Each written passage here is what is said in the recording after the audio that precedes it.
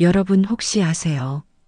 50년 전 평화시장 봉제 공장에서 하루 16시간씩 일하며 손가락이 피투성이가 됐던 그 소녀가요. 지금 그 시장 한복판에 5층 건물을 소유한 건물주가 됐다는 사실을요. 더 놀라운 건 그 건물 3층에 자기를 괴롭혔던 옛 공장장이 세입자로 들어와 월세를 내고 있다는 겁니다. 그 공장장은 순자를 보며 말했죠. 넌 평생 이렇게 밑바닥에서 살 거야. 그런데 50년이 지난 지금요. 그 공장장은 순자 앞에서 고개를 숙이며 월세 봉투를 내밀고 있습니다. 도대체 이 두 사람 사이에 무슨 일이 있었던 걸까요? 어떻게 이런 극적인 반전이 가능했을까요? 오늘 제가 들려드릴 이야기는 바로 그 주인공 김순자 할머니의 파란만장한 인생 역전기입니다. 이 이야기 속에는 눈물도 있고요. 분노도 있고요.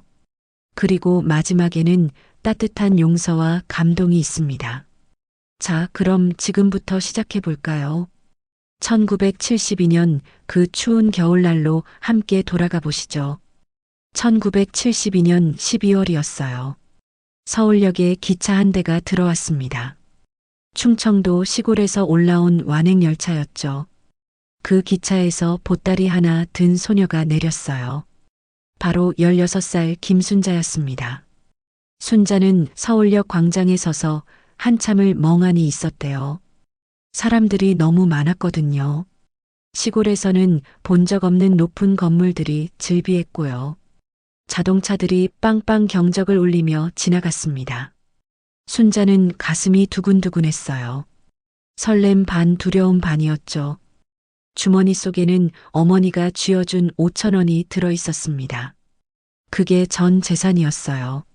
순자는 손때 묻은 종이 쪽지를 꺼냈습니다. 거기에는 삼촌이 적어준 주소가 있었어요. 평화시장 박철수 봉제공장. 순자는 그 쪽지를 꼭 쥐고 청계천 쪽으로 걸어갔습니다. 1시간을 걸어서 평화시장에 도착했어요. 시장은 온통 옷감 가게와 봉제 공장들로 가득했습니다. 좁은 골목길 사이로 사람들이 바삐 오갔고요. 리어카에 옷감을 가득 실은 아저씨들이 지나갔죠. 순자는 여기저기 물어가며 박철수 공장을 찾았습니다. 드디어 3층 건물 2층에서 그 간판을 발견했어요. 박철수 봉제. 순자는 심호흡을 하고 좁은 계단을 올라갔습니다. 낡은 나무 계단은 삐걱삐걱 소리를 냈어요.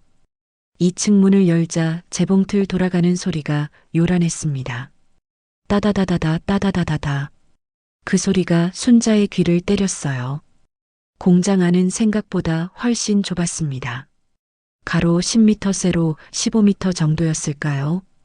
그 좁은 공간에 재봉틀이 20대나 빼곡히 들어차 있었어요. 천장은 낮아서 키 큰 사람은 고개를 숙여야 할 정도였고요. 형광등 몇 개가 달려 있었지만 빛은 어둑어둑했습니다. 창문은 있었지만 천 조각들이 쌓여서 햇빛이 제대로 안 들어왔거든요. 그런데 가장 충격적이었던 건 그곳에서 일하는 여공들의 모습이었어요. 다들 20살도 안 돼 보이는 어린 여자애들이었는데요. 고개를 푹 숙인 채 말없이 재봉틀만 돌리고 있었습니다. 얼굴은 창백했고요. 눈빛은 생기가 없었어요. 마치 기계 같았습니다. 순자는 그 광경을 보며 가슴이 철렁 내려앉았대요. 한쪽 구석에서 담배 연기가 피어올랐어요. 거기 작은 책상에 한 남자가 앉아 있었습니다. 바로 박철수 공장장이었죠. 박철수는 키가 한 160cm 정도밖에 안 됐어요. 마른 체구에 뾰족한 얼굴이었고요. 눈은 작았지만 매서운 빛이 있었습니다. 늘 담배를 물고 있었고요. 목소리만큼은 우렁찼어요. 박철수가 순자를 보더니 턱으로 가리키며 말했습니다. 야, 너 김순자지. 순자가 떨리는 목소리로 대답했어요. 네, 맞습니다. 박철수가 순자를 위아래로 훑어보더니 씩 웃었습니다. 야, 새파랗게 어린 게 여기서 버틸 수 있겠어. 시골 애들은 다 맥을 못 쳐. 순자는 그 말을 듣는 순간 얼굴이 화끈거렸어요. 하지만 꾹 참았습니다. 어머니 생각이 났거든요. 그날 아침 어머니가 순자의 손을 꼭 잡으며 했던 말이요. 순아, 힘들어도 참아라. 우리 동생들 학교 보내야 한다. 엄마가 미안하다. 순자는 그 말을 떠올리며 이를 악물었습니다. 박철수가 퉁명스럽게 말했어요. 저기 구석 자리 보이지? 거기 앉아. 옆에 있는 언니가 가르쳐 줄 거야. 순자는 가방을 구석에 놓고 빈 의자에 앉았습니다. 낡은 나무 의자였는데 한쪽 다리가 짧아서 흔들렸어요. 옆자리 언니가 순자를 힐끗 보더니 작은 목소리로 말했습니다. 나 김영희야. 순자는 고개를 숙이며 답했어요. 저는 김순자예요. 잘 부탁드립니다. 영희 언니가 한숨을 쉬며 말했죠. 여기 왔으면 각오 단단히 해야 돼. 박 공장장 정말 무섭거든. 순자는 가슴이 쿵 내려앉았습니다. 영희 언니가 재봉틀 사용법을 가르쳐 주기 시작했어요. 발로 페달을 밟으면 바늘이 움직이는데요. 처음에는 속도 조절이 너무 어려웠습니다. 너무 빠르면 실이 엉키고요. 너무 느리면 바느질이 고르지 않았거든요. 순자는 1시간 동안 연습을 했어요. 그런데 실수가 계속됐습니다. 천 조각이 자꾸 삐뚤어지고요. 바늘에 손가락을 찔렸어요. 아야. 순자가 작게 소리를 냈습니다. 손가락에서 피가 났거든요. 그때 박철수가 벌떡 일어나며 소리쳤어요. 야, 김순자 거기서 뭐하냐? 제대로 못하면 나가. 순자는 얼른 손가락을 입에 넣고 빨았습니다. 그리고 다시 재봉틀을 돌렸어요. 눈물이 왈칵 쏟아질 것 같았지만 꾹 참았습니다. 점심시간이 됐어요. 시계를 보니 12시 30분이었습니다. 박철수가 소리쳤어요. 야들아, 밥 30분. 영희 언니가 순자에게 속삭였습니다. 빨리 먹어야 돼. 30분 넘으면 혼나. 여공들이 우르르 계단을 내려가 근처 국밥집으로 갔어요. 순자도 따라갔습니다. 국밥 한 그릇에 500원이었어요. 순자는 주머니 속 돈을 만지작거렸습니다. 5,000원으로 한 달을 버텨야 하는데 국밥이 너무 비싸게 느껴졌거든요. 영희 언니가 물었어요. 왜 안 먹어? 순자가 작게 말했습니다. 저는 괜찮아요. 배 안 고파요. 영희 언니가 한숨을 쉬더니 자기 국밥을 순자 앞으로 밀었어요. 나 밥만 먹을게. 너 나머지 먹어. 순자는 눈물이 핑 돌았습니다. 아직 서울에 온 지 몇 시간밖에 안 됐는데요. 벌써 낯선 언니의 따뜻함에 가슴이 뭉클해진 거예요. 고맙습니다, 언니. 두 사람은 국밥 한 그릇을 나눠 먹었습니다. 순자는 평생 그 국밥 맛을 잊을 수 없다고 하더라고요. 오후 1시가 되자 다시 공장으로 돌아갔어요. 박철수가 시계를 보며 소리쳤습니다. 1분 늦었네. 야들아, 오늘 30분 더 일해. 여공들은 아무 말 없이 자리에 앉았습니다. 순자도 얼른 재봉틀 앞에 앉았죠. 오후 내내 순자는 연습을 했어요. 손가락은 계속 바늘에 찔렸고요. 눈은 침침해서 앞이 잘 안 보였습니다. 허리는 하루 종일 앉아 있어서 끊어질 것 같았어요. 저녁 7시가 됐습니다. 밖은 이미 깜깜했어요. 그런데 퇴근 시간이 아니었습니다. 박철수가 말했거든요. 오늘 납품 밀렸어. 10시까지 일한다. 여공들이 작게 한숨을 쉬었지만 아무도 반항하지 못했어요. 저녁도 제대로 못 먹었습니다. 누군가 사온 빵 몇 개를 나눠 먹었을 뿐이었죠. 순자는 그날 밤 10시 30분에 공장을 나왔습니다. 다리에 힘이 하나도 안 들어갔어요. 영희 언니가 순자를 데리고 근처 쪽방으로 갔습니다. 거기가 순자가 살 방이었어요. 방 크기는 2평도 안 됐습니다. 이불 하나 펴면 꽉 찰 정도였죠. 창문은 있었지만 깨져서 신문지로 막아놨었어요. 화장실은 복도 끝에 공동으로 쓰는 거였고요. 월세는 5천 원이었습니다. 순자는 주머니에서 돈을 꺼내 주인 아주머니께 드렸어요. 이제 순자 손에 남은 돈은 하나도 없었습니다. 첫 월급이 나올 때까지 버텨야 했죠. 영희 언니가 떠나고 순자는 혼자 그 좁은 방에 앉아 있었습니다. 낡은 이불을 뒤집어 쓰고 한참을 울었어요. 소리내서 울면 옆방 사람들이 들을까 봐요. 이불로 얼굴을 감싸고 흐느꼈습니다. 어머니 생각이 났거든요. 동생들 생각도 났고요. 시골집 마당에서 뛰어놀던 그때가 그리웠어요. 순자는 울다 지쳐서 그대로 잠들었습니다. 다음 날 아침 6시에 눈을 떴어요. 몸은 온통 뻐근했습니다. 손가락은 퉁퉁 부어 있었고요. 그래도 씻고 나와 공장으로 갔습니다. 7시까지 출근해야 했거든요. 그렇게 순자의 평화시장 생활이 시작됐습니다. 하루하루가 지옥 같았어요. 아침 7시에 출근해서 밤 11시에 퇴근했습니다. 일요일도 한 달에 한 번밖에 쉬지 못했어요. 점심시간은 30분이었고요. 화장실도 마음대로 갈 수 없었습니다. 한 번은 순자가 배가 너무 아파서 화장실에 좀 오래 있었거든요. 5분쯤 지났을까요? 갑자기 문이 쾅쾅 소리를 냈어요. 박철수가 발로 화장실 문을 차고 있었던 겁니다. 야, 김순자 거기서 뭐 하냐? 놀러 왔냐? 빨리 안 나와. 순자는 얼굴이 새빨개져서 허겁지겁 나왔습니다. 그때 공장에 있던 여공들이 다 쳐다봤어요. 순자는 너무 창피해서 고개를 들 수가 없었습니다. 자리에 앉아서도 계속 얼굴이 화끈거렸거든요. 그날 저녁 순자는 쪽방에 돌아와 또 울었습니다. 사람 취급을 받지 못하는 게 너무 서러웠어요. 그렇게 한 달이 지났습니다. 드디어 첫 월급날이었어요. 박철수가 봉투들을 들고 있었습니다. 하나씩 이름을 부르며 월급을 줬죠. 김순자. 순자가 얼른 앞으로 나갔어요. 박철수가 봉투를 내밀었습니다. 순자는 떨리는 손으로 받았어요. 자리에 돌아와 몰래 세어봤습니다. 약속한 월급은 2만 원이었는데요.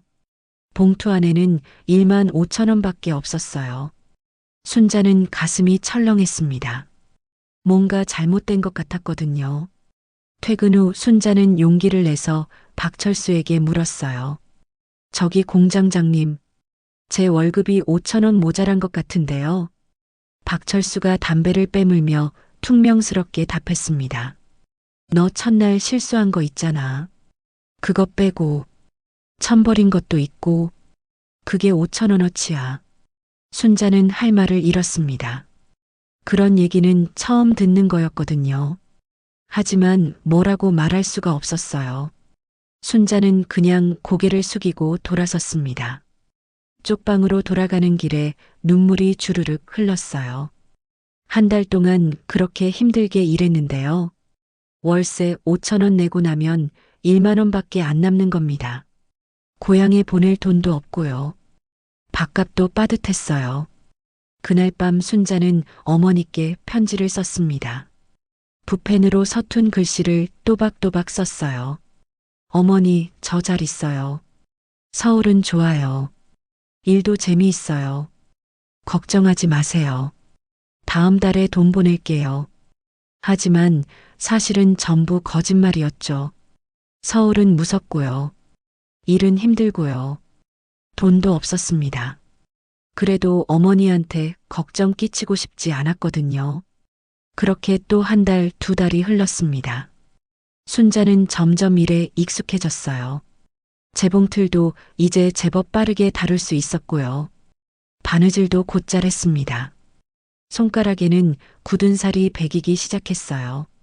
바늘에 찔려도 이제는 피가 안 날 정도였죠. 그런데 박철수 공장장은 여전히 순자를 괴롭혔습니다. 아니, 더 심해졌다고 해야 할까요? 순자가 일을 잘하니까 오히려 더 많은 일을 시켰거든요. 다른 여공들보다 할당량이 2배였어요. 못 채우면 소리를 질렀습니다. 야, 김순자 왜 이렇게 느려? 다른 애들은 다 했는데. 순자는 억울했지만 참았어요. 혼자 밤늦게까지 남아서 일을 마쳤습니다. 그렇게 6개월쯤 지났을 때였어요. 순자는 이제 제법 숙련공이 됐습니다. 그런데도 월급은 여전히 2만 원에서 이런저런 이유로 깎여서요. 실제로 받는 건 1만 5천 원 정도였죠. 다른 언니들도 마찬가지였습니다. 박철수는 늘 핑계를 대며 돈을 깎았거든요. 어느 날 순자와 영희 언니가 점심시간에 얘기를 나눴어요. 영희 언니가 작게 말했습니다. 순자야, 우리 다른 데 알아볼까? 여기는 너무해. 순자도 고개를 끄덕였어요. 저도 그 생각했어요. 그런데 다른 데도 비슷하대요. 영희 언니가 한숨을 쉬었습니다. 그러게. 다 똑같나 봐. 그때 옆자리 미숙 언니가 끼어들었어요. 내가 들었는데 종로 쪽에 괜찮은 데가 있대. 거기는 일요일마다 쉬고 월급도 제대로 준대. 순자와 영희 언니의 눈이 반짝였습니다. 정말요? 우리 거기 가볼까요? 세 사람은 조심스럽게 계획을 세웠어요. 다음 일요일에 몰래 그 공장에 가보기로 했습니다. 그런데 그 계획이 박철수한테 들키고 말았어요. 누군가 일러 바친 거였죠. 월요일 아침이었습니다. 순자가 공장에 들어서자마자 박철수가 소리쳤어요. 야, 김순자, 김영희, 이미숙 앞으로 나와. 세 사람은 가슴이 철렁했습니다. 뭔가 잘못됐다는 걸 직감했거든요. 박철수가 팔짱을 끼고 세 사람을 노려봤습니다. 야, 너희들 다른 데 알아본다며. 여기가 싫어. 순자는 얼굴이 하얗게 질렸어요. 박철수가 계속 소리를 질렀습니다. 싫으면 당장 나가. 근데 나가면 이번 달 월급 없어. 알아서 해. 순자는 눈물이 핑 돌았지만 꾹 참았습니다. 영희 언니가 작은 목소리로 말했어요. 죄송합니다. 다시는 안 그러겠습니다. 박철수가 코웃음을 쳤습니다. 다시는. 너희 같은 것들이 어디 가봤자 똑같아. 알겠어. 세 사람은 고개를 숙인 채 자리로 돌아갔습니다. 그날 하루 종일 박철수의 감시가 심했어요. 화장실도 제대로 못 갔습니다. 그렇게 또 몇 달이 흘렀어요. 1973년 여름이 됐습니다. 그의 여름은 유난히 더웠어요. 공장 안은 정말 찜통 같았습니다. 좁은 공간에 사람이 20명이나 있고요. 재봉틀이 20대나 돌아가니까요. 열기가 장난이 아니었어요. 선풍기는 달랑 하나였는데요. 그것도 박철수 책상 앞에만 있었습니다. 여공들은 땀을 뻘뻘 흘리며 일했어요. 순자도 마찬가지였습니다. 등에서 땀이 줄줄 흘러내렸고요. 이마에도 땀이 맺혔어요. 손으로 닦으면서 일했는데요. 눈으로 땀이 들어가서 따갑기도 했죠. 그날 오후 3시쯤이었어요. 순자는 갑자기 어지러움을 느꼈습니다. 앞이 핑핑 돌더니요. 귓속에서 윙윙 소리가 났어요. 순자는 잠깐만 쉬어야겠다고 생각했습니다. 하지만 몸이 말을 듣지 않았어요. 그대로 재봉틀 위로 쓰러지고 만 거예요. 쿵! 소리와 함께 순자가 바닥에 떨어졌습니다. 옆에 있던 영희 언니가 깜짝 놀라 소리쳤어요. 순자야, 순자야. 정신 차려. 다른 언니들도 우르르 모여들었습니다. 누군가 부채질을 해줬고요. 누군가는 물을 떠왔어요. 박철수도 자리에서 일어났습니다. 하지만 걱정하는 표정이 아니었어요. 오히려 짜증 섞인 얼굴이었죠. 순자는 얼마 후 정신을 차렸습니다. 눈을 뜨니 언니들이 걱정스럽게 쳐다보고 있었어요. 순자야, 괜찮아. 물 좀 마셔봐. 순자는 떨리는 손으로 물을 받아 마셨습니다. 그때 박철수가 다가왔어요. 차가운 목소리로 말했습니다. 몸 성한 게 뭘 그렇게 난리야. 일하기 싫으면 집에 가든가. 여기서 연극하지 말고. 순자는 그 말을 듣는 순간 눈물이 왈칵 쏟아질 뻔했어요. 억지로 참았습니다. 아프다고 쓰러진 건데요. 위로는커녕 핀잔만 듣다니요. 영희 언니가 박철수에게 말했습니다. 공장장님 순자가 정말 아파요. 좀 쉬게 해주세요. 박철수가 버럭 소리를 질렀어요. 야, 김영희 너도 나갈래. 다들 일이나 해. 순자는 비틀거리며 일어나 자리에 앉았습니다. 손이 떨려서 재봉틀을 제대로 돌릴 수가 없었어요. 하지만 어쩔 수 없었습니다. 그날도 밤 11시까지 일했거든요. 퇴근 후 순자는 쪽방으로 돌아가지 않았습니다. 청계천으로 갔어요. 그리고 한강 쪽으로 걸어갔습니다. 1시간을 걸어서 한강변에 도착했어요. 순자는 강변에 털썩 주저앉았습니다. 다리를 쭉 뻗고 앉아서요. 검은 강물을 멍하니 바라봤어요. 밤이라 아무것도 보이지 않았지만요. 물 흐르는 소리는 들렸습니다. 순자는 그때 정말 많은 생각을 했대요. 이렇게 살아야 하나? 언제까지 이렇게 살아야 하나? 차라리 고향으로 돌아갈까? 하지만 고향에 돌아가면 뭐하지? 어머니는 실망하실 거고, 동생들은 학교를 못 다니겠지. 순자는 무릎을 껴안고 한참을 울었습니다. 소리내서 펑펑 울었어요. 아무도 없으니까요. 한참을 울고 나니 마음이 조금 가라앉았습니다. 순자는 하늘을 올려다봤어요. 별이 총총 빛나고 있었습니다. 시골에서 보던 그 별들이었죠. 순자는 그때 마음속으로 다짐했습니다. 언젠가는 꼭 저 박철수보다 잘 살아야지. 언젠가는 꼭 당당하게 살아야지. 저 사람한테 복수하는 건 아니야. 그냥 내가 행복하게 사는 거야. 그게 최고의 복수지. 순자는 그 다짐을 가슴속 깊이 새겼어요. 그리고 일어나 쪽방으로 돌아갔습니다. 그렇게 또 1년이 흘렀습니다. 1974년이 됐어요.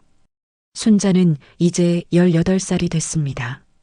여전히 박철수 공장에서 일했지만요. 조금씩 변화가 생기기 시작했어요. 그해 봄이었습니다. 영희 언니가 순자에게 말했거든요. 순자야, 나 야학 다니기로 했어. 같이 갈래? 순자가 눈을 반짝이며 물었습니다. 야학이요. 그게 뭐예요? 영희 언니가 설명해 줬어요. 밤에 공부하는 거야. 우리 같은 여공들 가르쳐 주는 곳이래. 한글도 배우고, 산수도 배우고. 순자는 가슴이 두근거렸습니다. 사실 순자는 학교를 제대로 다니지 못했거든요. 초등학교 4학년까지밖에 안 다녔어요. 집안 형편이 어려워서요. 그래서 한글도 서툴렀고요. 글씨도 또박또박 쓰지 못했습니다. 순자가 조심스럽게 물었어요. 언니, 저도 갈 수 있을까요? 그런데 돈이 많이 들지 않아요. 영희 언니가 웃으며 답했습니다. 공짜야. 자원봉사 선생님들이 가르쳐 주시는 거래. 순자는 너무 기뻤어요. 그날 저녁 두 사람은 야학에 갔습니다. 청계천 근처 낡은 건물 3층이었어요. 교실은 작았지만 깨끗했습니다. 칠판도 있었고요. 책상도 있었어요. 거기에 순자 또래의 여공들이 10명 모여 있었습니다. 선생님은 20대 중반쯤 돼 보이는 남자분이었어요. 안경을 쓰고 있었고요. 목소리가 따뜻했습니다. 여러분 안녕하세요. 오늘도 열심히 공부해 봅시다.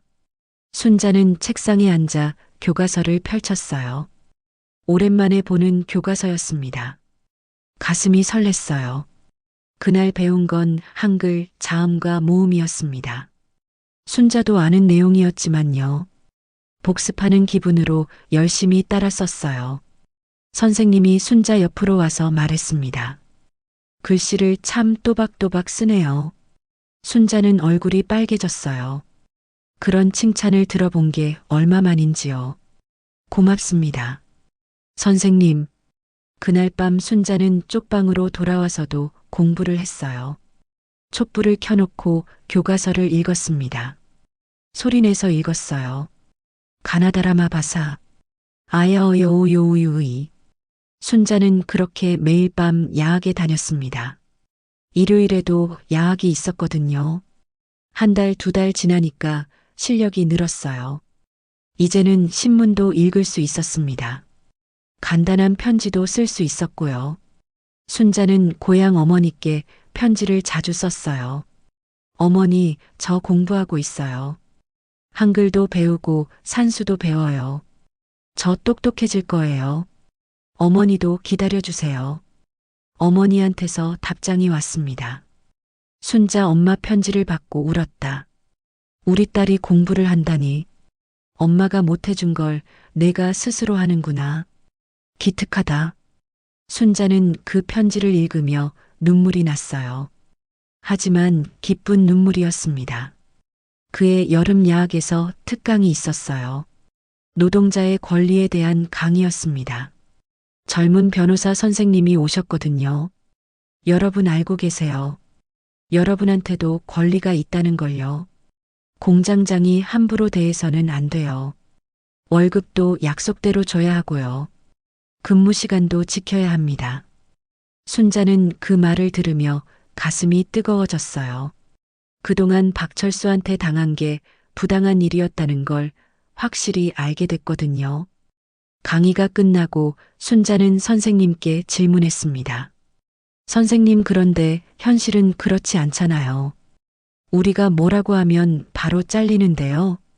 변호사 선생님이 안타까운 표정으로 답했어요. 그래요. 그게 현실이죠. 하지만 포기하면 안 돼요. 조금씩 바뀌고 있어요. 여러분이 목소리를 내야 세상이 변합니다. 순자는 그날 많은 생각을 했습니다. 세상을 바꿀 수 있을까? 우리 같은 사람들이. 하지만 한편으로는 희망도 생겼어요. 언젠가는 바뀌겠지. 조금씩이라도. 그의 가을 야학 선생님이 순자에게 말했습니다. 순자 씨, 세상은 변하고 있어요. 우리 같은 사람들도 꿈을 가질 수 있다고요. 그 말이 순자의 가슴에 불씨를 지폈습니다. 꿈을 가질 수 있다. 나도 꿈을 가질 수 있다. 순자는 그날부터 꿈을 꾸기 시작했어요. 언젠가 내 공장을 갖고 싶다. 거기서는 직원들을 사람답게 대할 거야. 월급도 제때 주고, 쉴 때 쉬게 하고, 아프면 쉬게 하고, 그런 공장을 만들고 싶다. 그 꿈을 이루려면 돈이 필요했습니다. 순자는 조금씩 돈을 모으기로 결심했어요. 월급 1만 5천 원 중에서요. 월세 5천 원 내고요. 밥값 5천 원 쓰고요. 남은 5천 원을 모으기로 했습니다. 하지만 밥값 5천 원으로는 턱없이 부족했어요. 그래서 순자는 더 아껴 먹기로 했습니다. 점심은 국밥 대신 김밥을 먹었어요. 200원이면 충분했거든요. 저녁도 쪽방에서 라면을 끓여 먹었습니다. 반찬은 김치 하나면 됐어요. 그렇게 한 달에 7천 원을 모을 수 있었습니다. 순자는 그 돈을 통장에 넣었어요. 처음으로 만든 통장이었습니다. 은행 아주머니가 물었거든요. 이름이 어떻게 되세요? 순자가 답했습니다. 김순자요. 은행 아주머니가 통장에 이름을 적었어요. 김순자. 순자는 그 통장을 받아들며 뭉클했습니다. 내 이름이 적힌 내 통장이라니. 첫 달에 7천 원을 넣었어요. 두 번째 달에도 7천 원을 넣었습니다. 세 번째 달에도요. 통장을 펼쳐보면 숫자가 조금씩 늘어나는 게 보였어요. 7천 원, 1만 4천 원, 2만 1천 원. 순자는 그 숫자를 보며 행복했습니다. 비록 작은 돈이지만요. 내가 모은 돈이라는 게 자랑스러웠거든요. 1년이 지나니 8만 원이 넘었어요. 2년이 지나니 17만 원이 됐습니다. 순자는 그 돈을 절대 쓰지 않았어요. 아무리 힘들어도 통장은 건드리지 않았습니다. 한 번은 순자가 아파서 병원에 가야 했거든요. 감기가 독감으로 변해서 열이 펄펄 끓었는데요. 병원비가 5천 원이었습니다. 순자는 통장에서 돈을 빼려다가 멈췄어요. 안 돼. 이 돈은 미래를 위한 거야. 대신 밥을 더 아껴 먹으며 병원비를 마련했습니다. 그렇게 3년이 흘렀어요.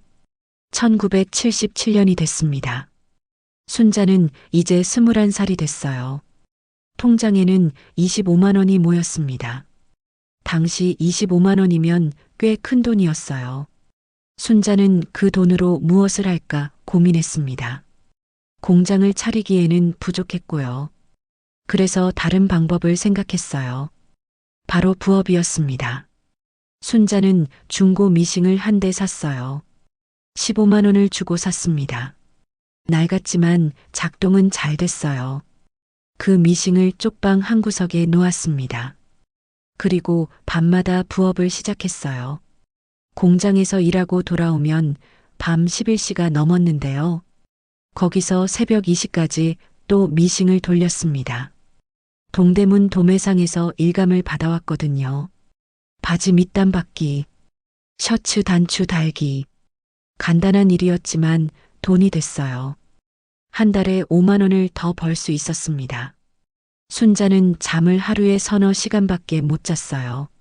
몸은 정말 힘들었습니다. 눈 밑에는 다크서클이 생겼고요. 얼굴은 헬쑥해졌어요. 체중도 5kg이 빠졌습니다. 영희 언니가 걱정하며 말했어요. 순자야, 너 너무 무리하는 거 아니야. 얼굴이 왜 이래? 순자가 씩 웃으며 답했습니다. 괜찮아 언니. 나 꿈이 있거든. 언젠가 내 공장 차릴 거야. 영희 언니가 순자의 손을 꼭 잡았습니다. 그래 힘내. 언니가 응원할게. 순자는 그렇게 2년을 더 버텼어요. 부업으로 번 돈까지 모았더니요. 통장에 100만 원이 넘게 모였습니다. 순자는 통장을 보며 눈물이 났어요. 드디어 100만 원이야. 나 이렇게 큰 돈을 모았어. 1980년이 됐어요. 순자는 24살이 됐습니다. 통장에는 드디어 200만 원이 모였어요. 8년 동안 온갖 고생을 하며 모은 돈이었습니다. 순자는 이제 결심했어요. 박철수 공장을 떠나기로요. 더 이상은 못 참겠더라고요. 어느 날 순자가 박철수에게 말했습니다. 공장장님, 저 그만두겠습니다. 박철수가 담배를 빼물며 물었어요. 왜 어디 아파? 순자가 고개를 들어 박철수를 똑바로 바라봤습니다. 아니요. 제 일을 하려고요. 박철수가 비웃었어요. 내일 뭔데? 순자가 또박또박 말했습니다. 저도 공장 차리려고요. 박철수의 얼굴이 굳어졌습니다. 그러더니 코웃음을 쳤어요. 야, 너 같은 애가 무슨 공장을 차려. 돈은 있어. 순자가 당당하게 답했습니다. 네, 있어요. 박철수가 어이없다는 표정을 지었죠. 에이, 설마. 조그맣게 해봤자 얼마나 하겠어. 어차피 망할 텐데. 순자는 그 말에 화가 났지만 참았습니다. 그냥 고개를 숙이고 자리로 돌아갔어요. 며칠 후 순자는 공장을 떠났습니다. 8년 동안 다녔던 그곳이었지만요. 떠나는 게 하나도 아쉽지 않았어요. 오히려 후련했습니다. 동료 언니들이 순자를 배웅해줬어요. 영희 언니가 눈물을 글썽이며 말했습니다. 순자야, 잘 되길 바랄게. 가끔 연락하자. 순자도 눈물이 났지만 꾹 참았어요. 언니나 꼭 성공할게. 그리고 언니도 나중에 데려올게. 순자는 곧바로 청계천 근처에서 공방을 알아봤습니다. 한 달을 돌아다녔어요. 마침내 괜찮은 곳을 찾았습니다. 2층 건물의 한 층을 빌리는 거였어요. 보증금 50만 원에 월세 10만 원이었습니다. 좀 비쌌지만 위치가 좋았어요. 동대문 시장도 가깝고요. 순자는 그곳에 공방을 차렸습니다. 우선 미싱부터 샀어요. 중고 미싱 5대를 샀습니다. 한 대에 20만 원씩 총 100만 원이었죠. 그리고 직원을 뽑았어요. 4명을 뽑았는데요. 다 순자처럼 여공 출신이었습니다. 순자는 간판도 달았어요. 간판집 아저씨가 물었거든요. 상호가 뭐예요? 순자는 잠깐 고민하다가 답했습니다. 순자봉제요. 아저씨가 고개를 끄덕이며 간판을 만들었어요. 며칠 후 새 간판이 달렸습니다. 순자봉제. 순자는 그 간판을 보며 가슴이 벅찼어요. 내 이름이 걸린 내 가게라니. 믿기지 않았습니다. 첫날 순자는 직원들을 모아놓고 말했어요. 여러분, 우리 열심히 해봐요. 저는 여러분을 절대 함부로 대하지 않을 거예요. 월급도 제때 드릴게요. 쉴 때는 편하게 쉬고요. 아프면 말씀하세요.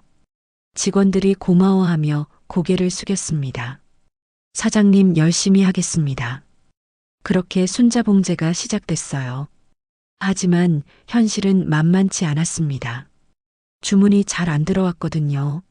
순자는 동대문 시장을 돌아다니며 도매상들을 찾아갔어요. 저희 순자봉제인데요. 일감 좀 주실 수 없으세요? 대부분 거절당했습니다. 우리는 거래하는 데가 있어. 아니면 값을 너무 후려쳤어요. 이 가격에 할 수 있어.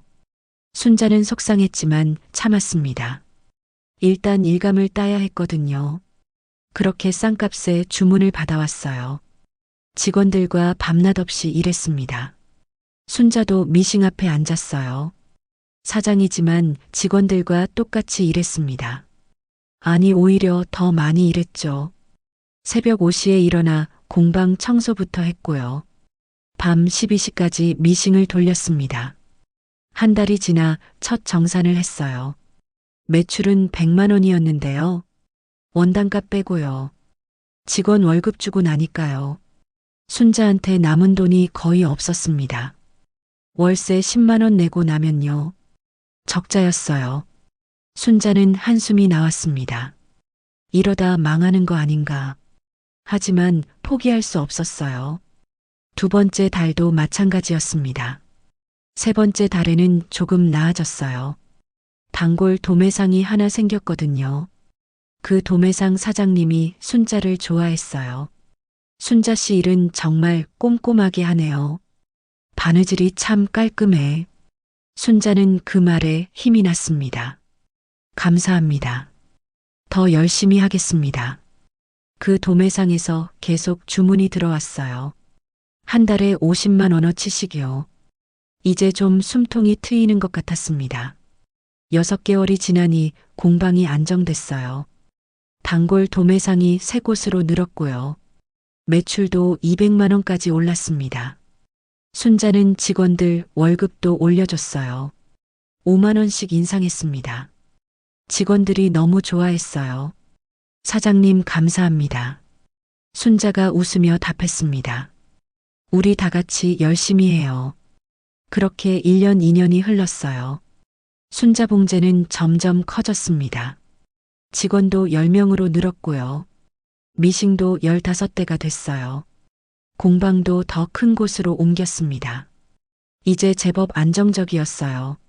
순자는 이제 30살이 됐습니다.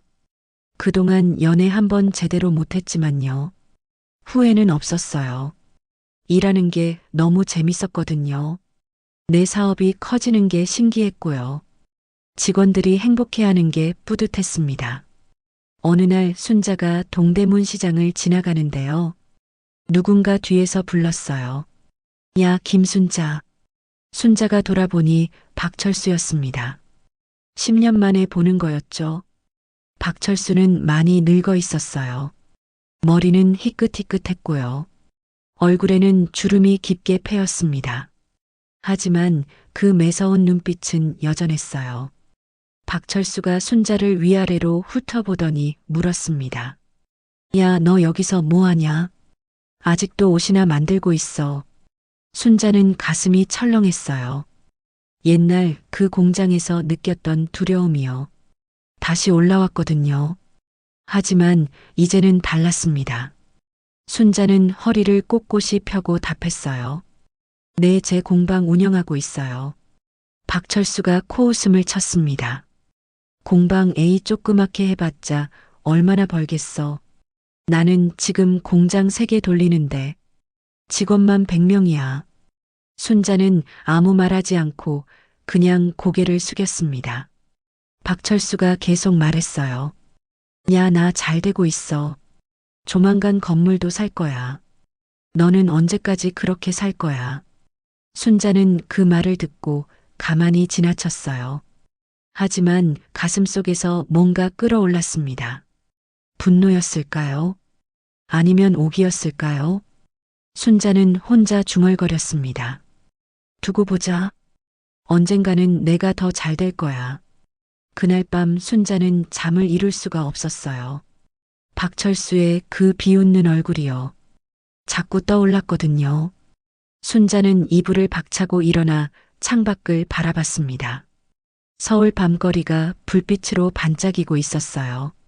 순자는 그 불빛들을 보며 다시 다짐했습니다. 꼭 성공하고 말 거야. 박철수보다 더 크게, 더 당당하게. 1985년이 됐어요. 순자는 39살이 됐습니다. 순자봉제는 이제 제법 알려진 공장이 됐어요. 직원이 30명이었고요. 미싱도 40대가 됐습니다. 매출도 한 달에 1,000만 원이 넘었어요. 하지만 순자는 만족하지 않았습니다. 더 크게 키우고 싶었거든요. 그러던 어느 날이었어요. 백화점 바이어가 공방으로 찾아왔습니다. 당시 서울에 백화점들이 하나둘 생기기 시작했거든요. 롯데백화점, 신세계백화점 같은 곳들이요. 그 백화점 바이어가 순자를 만나러 온 거였습니다. 처음에는 순자도 긴장했어요. 백화점이라니요. 그건 순자한테는 다른 세상 같았거든요. 바이어는 30대 중반쯤 돼 보이는 여자분이었어요. 정장을 쫙 빼입고 있었고요. 말투도 또박또박했습니다. 사장님이 김순자 씨시죠? 소문 많이 들었습니다. 순자가 어색하게 웃으며 답했어요. 네, 그런데 무슨 일로 오셨어요? 바이어가 샘플 옷 몇 벌을 꺼냈습니다. 이거 사장님 공장에서 만든 거죠. 품질이 정말 좋더라고요. 바느질이 참 꼼꼼해요. 순자는 얼굴이 빨개졌어요. 칭찬에 익숙하지 않았거든요. 감사합니다. 바이어가 본론을 꺼냈습니다. 저희 백화점에 납품하실 수 있으세요? 물량이 꽤 많은데요. 순자는 가슴이 쿵 하고 뛰었습니다. 백화점 납품이라니요. 이건 정말 큰 기회였거든요. 순자가 조심스럽게 물었어요. 그런데 조건이 어떻게 되나요? 바이어가 설명했습니다. 한 달에 500벌 정도 납품해 주시면 돼요. 디자인은 저희가 드릴 거고요. 납기는 3주 안에 맞춰주셔야 해요. 순자는 머릿속으로 빠르게 계산했습니다. 500벌이면 지금 인원으로는 빠듯한데요. 밤낮으로 일하면 가능할 것 같았어요. 순자가 물었습니다. 가격은 어떻게 되나요? 바이어가 종이를 내밀었어요. 거기 적힌 가격은 생각보다 낮았습니다. 순자는 속으로 한숨이 나왔어요. 이 가격이면 남는 게 별로 없는데. 하지만 기회였습니다. 백화점 납품 실적이 생기면요. 나중에 다른 곳에서도 주문이 들어올 거였거든요. 순자가 결심하고 말했습니다. 좋습니다. 해보겠습니다. 바이어가 환하게 웃었어요. 감사합니다. 기대할게요. 계약서를 쓰고 바이어가 돌아갔습니다. 순자는 그 자리에 멍하니 앉아 있었어요. 믿기지 않았거든요. 백화점 납품이라니. 순자는 곧바로 직원들을 모았습니다. 여러분, 큰일 났어요. 아니, 좋은 일이 생겼어요. 우리 백화점 납품 들어가요. 직원들이 와하고 환호성을 질렀습니다. 백화점이라니요. 우리가요. 순자가 웃으며 말했어요. 그런데 물량이 많아요. 한 달에 500벌이래요. 3주 안에 납품해야 하고요. 직원들의 얼굴이 굳어졌습니다. 그건 정말 많은 양이었거든요. 한 직원이 조심스럽게 물었어요. 사장님, 그럼 야근을 많이 해야 하는 거 아니에요? 순자가 고개를 끄덕였습니다. 그럴 것 같아요. 하지만 강요는 안 할게요. 할 수 있는 분들만 해주세요. 그리고 야근 수당 당연히 드릴 거고요.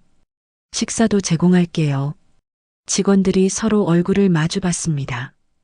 그러더니 한 사람씩 손을 들기 시작했어요. 저 하겠습니다. 저도요. 결국 모든 직원이 참여하기로 했습니다. 순자는 눈물이 날 뻔했어요. 고마워요, 여러분. 제가 꼭 보답하겠습니다. 그날부터 정말 전쟁이 시작됐습니다. 아침 7시에 출근해서요. 밤 11시까지 일했어요. 주말에도 나왔습니다.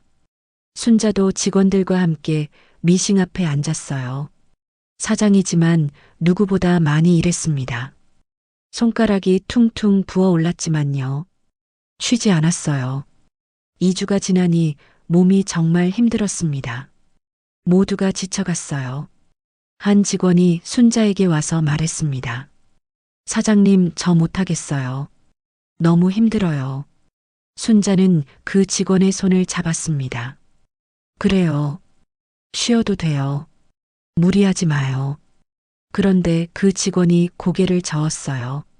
아니에요. 그냥 힘들다고 투정 부려본 거예요. 끝까지 할게요. 순자는 가슴이 뭉클했습니다. 드디어 납품일이 됐어요. 3주 만에 500벌을 다 만들었습니다. 순자가 직접 트럭을 빌려 백화점으로 갔어요. 바이어가 옷을 하나하나 검수했습니다. 꼼꼼하게 살펴보더니요. 고개를 끄덕였어요. 완벽해요. 정말 잘 만드셨네요. 순자는 그 말을 듣는 순간요. 눈물이 왈칵 쏟아질 뻔했습니다. 꾹 참았지만 가슴이 벅차올랐어요. 해냈다. 우리가 해냈어. 바이어가 다음 주문 이야기를 꺼냈습니다. 다음 달에도 500벌 부탁드려요. 그리고 품질이 이렇게 좋으니까요. 단가를 조금 올려드릴게요. 순자는 정말 기뻤습니다. 그날 공장으로 돌아와 직원들에게 말했어요. 여러분, 우리 해냈어요. 다음 달에도 주문 들어왔대요. 그리고 이거 받으세요. 순자는 봉투를 하나씩 나눠줬습니다. 보너스였어요. 각자 10만 원씩 들어 있었습니다. 직원들이 깜짝 놀랐어요. 사장님, 이게 뭐예요? 순자가 웃으며 답했습니다. 여러분이 고생한 거예요. 당연한 거죠. 직원들이 눈물을 글썽이며 고마워했습니다. 그 후로 백화점 납품이 계속 이어졌어요. 소문이 나서 다른 백화점에서도 연락이 왔습니다. 순자봉제라는 이름이 업계에 알려지기 시작했죠. 순자는 공장을 확장했어요. 직원도 50명으로 늘었고요. 미싱도 60대가 됐습니다. 이제는 작은 공장이 아니었어요. 제법 큰 회사였습니다. 순자는 열심히 일하며 돈을 모았어요. 매달 수백만 원씩 통장에 들어왔습니다. 5년이 지나니 1억 원이 넘게 모였어요. 순자는 그 돈으로 무엇을 할까 고민했습니다. 1988년이 됐어요. 서울 올림픽이 열렸습니다. 온 나라가 들썩였고요. 경기도 정말 좋아졌어요. 순자 봉제도 덩달아 잘 됐습니다. 주문이 밀려 들어왔거든요. 순자는 그 기회를 놓치지 않았어요. 평화시장 근처에 작은 건물 하나가 매물로 나왔습니다. 2층짜리 낡은 건물이었지만요. 위치가 정말 좋았어요. 가격은 5천만 원이었습니다. 순자는 고민했어요. 큰 돈이었거든요. 하지만 기회였습니다. 순자는 결심했습니다. 통장에 있던 돈 3천만 원을 뺐고요. 은행에서 2천만 원을 대출받았어요. 그렇게 건물을 샀습니다. 계약서에 도장을 찍는 순간요. 순자는 손이 떨렸습니다. 내가 건물을 샀다니 믿기지 않았거든요. 순자는 그 건물을 리모델링 했어요. 1층은 공장으로 만들었고요. 2층은 사무실과 창고로 꾸몄습니다. 새 간판도 달았어요. 순자 봉제. 예전보다 훨씬 큰 간판이었습니다. 순자는 건물 앞에 서서 간판을 올려다봤어요. 한참을 그렇게 서 있었습니다. 가슴이 벅차올랐거든요. 16살에 시골에서 올라와요. 박철수 공장에서 온갖 서름을 당하던 그 소녀가요. 이제는 건물주가 된 겁니다. 순자는 건물 열쇠를 손에 쥐고요. 한참을 멍하니 있었대요. 그날 밤 순자는 어머니께 전화를 걸었습니다. 어머니, 저 건물 샀어요. 제 건물이 생겼어요. 전화기 너머로 어머니가 우셨어요. 순아 잘했다. 우리 딸 정말 잘했어. 엄마가 자랑스럽다. 순자도 눈물이 났습니다. 고마워요, 어머니. 다 어머니 덕분이에요. 그렇게 몇 년이 또 흘렀어요. 순자 봉제는 계속 성장했습니다. 하지만 1997년 큰 위기가 왔어요. 바로 IMF였습니다. 나라 전체가 휘청거렸죠. 회사들이 줄줄이 문을 닫았고요. 백화점들도 어려워졌습니다. 주문이 확 줄었어요. 순자도 큰 타격을 받았습니다. 매출이 반으로 떨어졌거든요. 하지만 직원 월급은 줘야 했고요. 은행 대출 이자도 내야 했어요. 순자는 밤마다 장부를 들여다보며 고민했습니다. 어떻게 해야 하지? 건물을 팔아야 하나? 공장을 축소해야 하나? 직원을 줄여야 하나? 그런데 직원들 생각이 났어요. 다들 순자를 믿고 따라온 사람들이었거든요. 그 중에는 10년 넘게 일한 사람도 있었어요. 순자는 결심했습니다. 어떻게든 버텨보자. 직원들은 지키자. 순자는 자기 월급을 반으로 줄였어요. 사무실 직원들도 월급을 좀 깎았습니다. 대신 공장 직원들 월급은 그대로 줬어요. 그 사람들이 생계가 더 급했으니까요. 순자는 새벽 5시부터 밤 12시까지 일했습니다. 주문이 줄었지만 품질은 더 높였어요. 납기는 더 철저히 맞췄고요. 고객들한테 더 친절하게 대했습니다. 그렇게 버티고 또 버텼어요. 1년쯤 지나니 상황이 조금씩 나아졌습니다. 경기가 회복되기 시작했거든요. 순자의 공장은 살아남았어요. 오히려 경쟁사들이 문을 닫는 바람에요. 주문이 더 늘어났습니다. 위기를 기회로 바꾼 거였죠. 2000년대가 되니 경기가 완전히 회복됐어요. 순자는 그동안 모은 돈으로요. 옆 건물도 샀습니다. 그리고 두 건물을 합쳐서 새로 지었어요. 5층짜리 건물이 된 겁니다. 공사 기간이 1년이었어요. 그 1년 동안 순자는 매일 공사장에 나갔습니다. 건물이 하루하루 올라가는 걸 지켜봤어요. 마침내 건물이 완성됐습니다. 순자는 새 건물 앞에 섰어요. 5층짜리 건물이었습니다. 1층은 임대를 주기로 했고요. 2층부터 4층까지는 공장으로 쓰기로 했어요.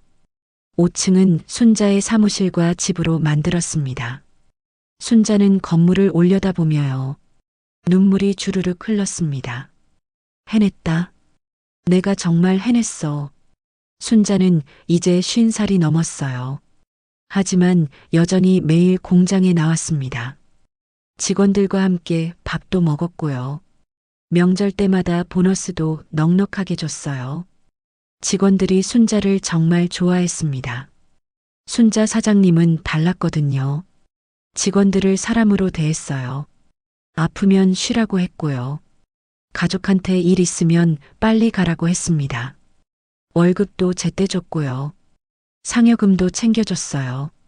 직원들은 순자를 존경했습니다. 2010년 봄이었어요. 순자는 이제 64살이 됐습니다. 5층 건물의 1층 임대 공간이 비었어요.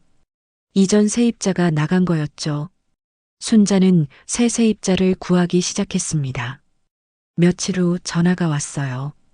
직원이 순자에게 말했습니다. 사장님 1층 임대문의 전화인데요.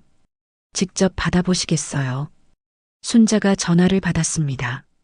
여보세요. 전화기 너머로 남자 목소리가 들렸어요. 저기 1층 공간 좀 보고 싶은데요. 작은 봉제 공장 하나 차리려고요. 순자는 그 목소리를 듣는 순간요. 온몸에 전율이 일었습니다. 어디선가 들어본 목소리였거든요. 순자가 떨리는 목소리로 물었어요. 성함이 어떻게 되세요? 저 박철수라고 합니다. 순자는 전화기를 든 손이 덜덜 떨렸습니다. 박철수? 38년 전 자기를 그렇게 괴롭혔던 그 사람이요. 순자는 잠시 아무 말도 할 수 없었어요. 가슴속에서 옛날 기억들이 밀려왔거든요. 16살 때 처음 공장에 들어갔던 그날이요. 화장실 가는 것도 눈치 봐야 했던 그 시절이요. 어지러워 쓰러졌을 때 핀잔만 들었던 그 여름날이요. 월급날마다 이런저런 핑계로 돈을 깎이던 그 굴욕이요. 동대문 시장에서 마주쳤을 때 비웃던 그 얼굴이요. 모든 기억이 한꺼번에 떠올랐습니다. 순자는 심호흡을 했어요. 그리고 침착하게 말했습니다. 네, 좋습니다. 내일 한번 오세요. 다음 날 박철수가 건물에 나타났습니다. 순자는 5층 사무실 창문으로 그를 내려다봤어요. 박철수는 많이 늙어 있었습니다. 이제 이른이 훌쩍 넘어 보였어요. 머리는 새하얗게 샜고요. 등도 많이 굽었더라고요. 걸음걸이도 느렸습니다. 옛날 그 위풍당당하던 모습은요. 어디에도 없었어요. 순자는 복잡한 감정이 들었습니다. 분노도 있었지만요. 동시에 연민도 느껴졌거든요. 순자가 직원에게 말했습니다. 내가 직접 내려가서 안내할게. 순자는 천천히 계단을 내려갔어요. 1층에 도착했습니다. 박철수가 서 있었어요. 순자를 보더니 고개를 숙여 인사했습니다. 안녕하세요. 건물주님이신가요? 박철수는 순자를 알아보지 못했어요. 38년이라는 세월이 흘렀고요. 순자도 많이 변했으니까요. 순자는 차분하게 답했습니다. 네, 맞아요.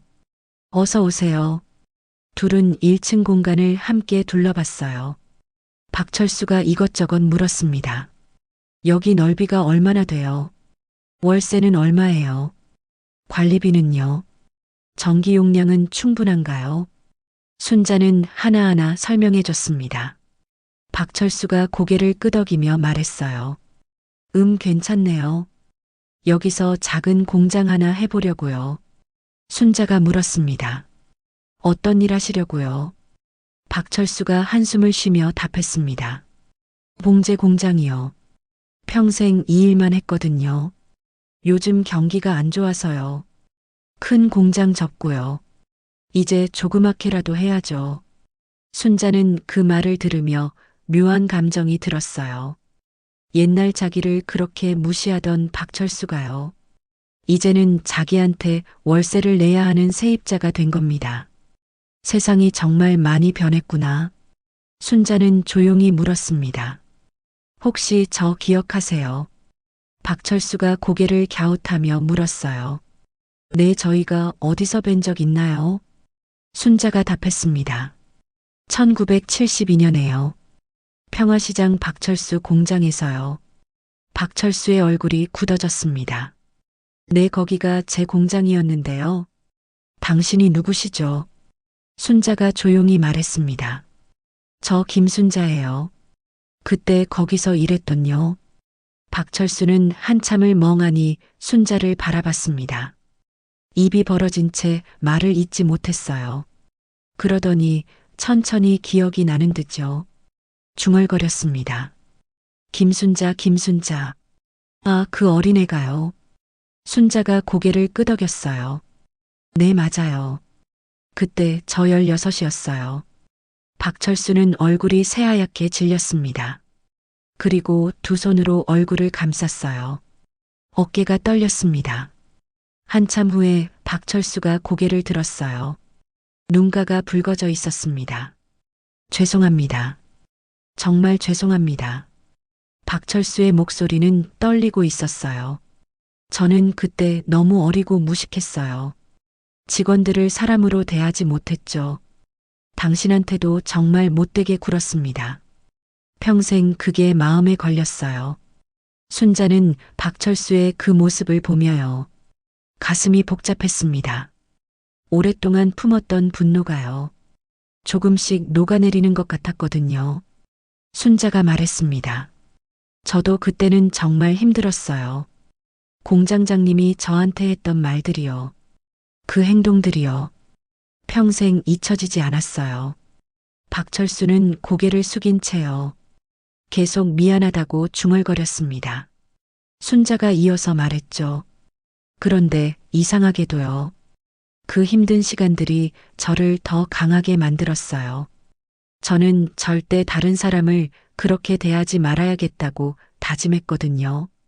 그래서 제 직원들은 행복하게 일해요. 박철수가 고개를 들어 순자를 봤습니다. 눈가에 눈물이 맺혀 있었어요. 순자 씨가 이렇게 크게 되신 걸 보니요. 제가 부끄럽네요. 정말 부끄럽습니다. 순자는 한참을 생각하다가 말했습니다. 이제 다 지나간 일이에요. 박철수가 조심스럽게 물었어요. 그럼 저는 어떻게 하면 될까요? 이 자리에서 나가야 할까요? 순자가 고개를 저었습니다. 아니에요. 계약하세요. 그냥 여기서 일하세요. 박철수가 믿을 수 없다는 표정을 지었어요. 정말요. 괜찮아요. 순자가 조용히 답했습니다. 네, 괜찮아요. 대신 직원들 잘 대해주세요. 월급 제때 주시고요. 사람답게 대해주세요. 박철수가 고개를 깊이 숙였습니다. 고맙습니다. 정말 고맙습니다. 꼭 그렇게 하겠습니다. 그날 계약서를 썼어요. 박철수는 1층에 작은 봉제 공장을 차렸습니다. 미싱 5대에 직원 서너 명이었어요. 옛날 순자가 처음 시작했던 규모랑 비슷했죠. 그날 이후 박철수는 완전히 달라졌어요. 예전처럼 큰 소리 치지 않았고요. 직원들한테 정말 친절하게 대했습니다. 순자는 가끔 1층에 내려가 지켜봤거든요. 박철수가 직원들과 함께 웃으며 일하는 모습을요. 납기가 밀리면 혼자 밤늦게까지 남아서 일했어요. 직원들한테 먼저 퇴근하라고 하고요. 자기가 마무리했습니다. 한 달쯤 지났을 때였어요. 박철수가 월세를 내러 5층으로 올라왔습니다. 사장님, 월세 가지고 왔습니다. 순자가 받으며 물었어요. 일은 잘 되세요. 박철수가 씁쓸하게 웃었습니다. 뭐 그럭저럭요. 예전처럼은 안 되지만요. 이렇게라도 할 수 있는 게 감사하죠. 순자가 고개를 끄덕였어요. 그렇게 또 몇 달이 흘렀습니다. 어느 날 박철수가 5층으로 올라왔어요. 손에 작은 상자를 들고 있었습니다. 순자 씨, 이거 받아주세요. 순자가 상자를 열어보니요. 손수건이 들어 있었습니다. 정성스럽게 술을 놓은 손수건이었어요. 박철수가 말했죠. 제 아내가 직접 만든 거예요. 순자 씨한테 고맙다고 전해달래요. 순자는 그 손수건을 보며 뭉클했습니다. 정말 고마워요. 잘 쓸게요. 박철수가 조심스럽게 물었어요. 저기 혹시요. 시간 있으시면요. 순자가 잠시 생각하다가 고개를 끄덕였어요. 주인 할머니도 그대로였고요. 두 사람은 마주 앉아 국밥을 주문했어요. 음식이 나올 때까지 침묵이 흘렀습니다. 그때 그 어린 소녀가요. 이렇게 큰 사업가가 되다니요. 순자가 웃으며 답했습니다. 저도 그냥 하루하루 버텼을 뿐이에요. 포기하지 않으려고 노력했죠.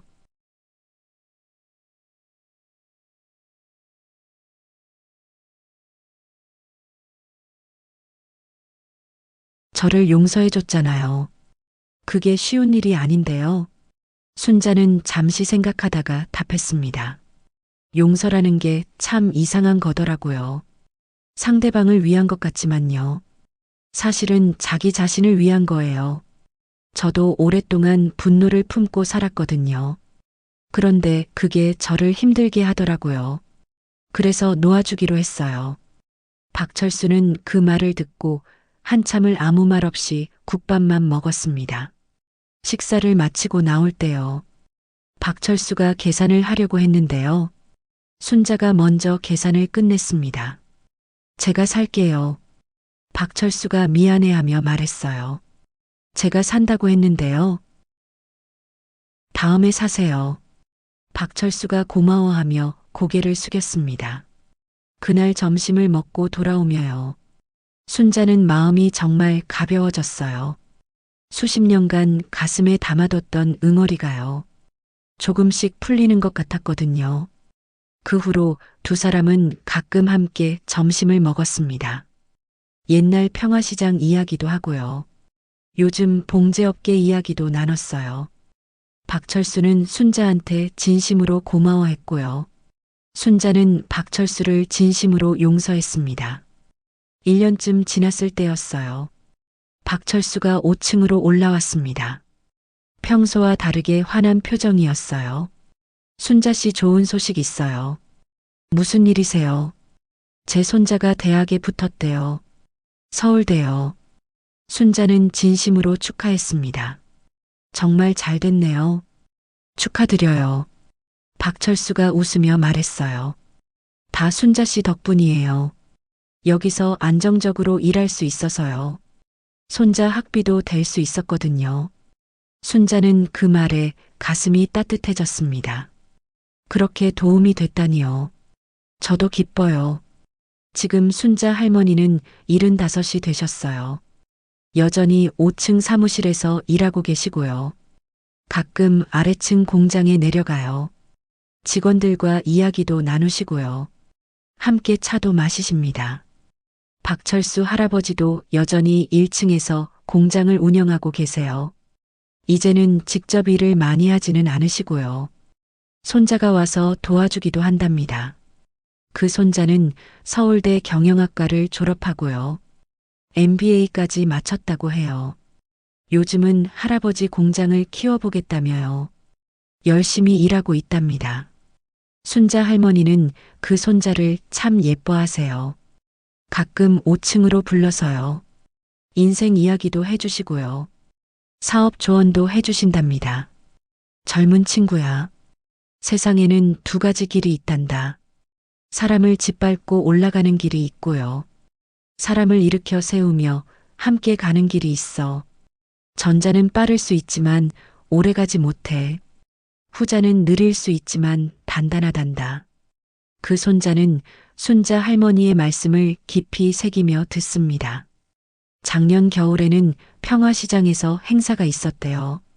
순자 할머니 공로패를 드리는 자리였습니다. 50년 넘게 이 시장을 지키며요. 일자리를 만들어줬다고요.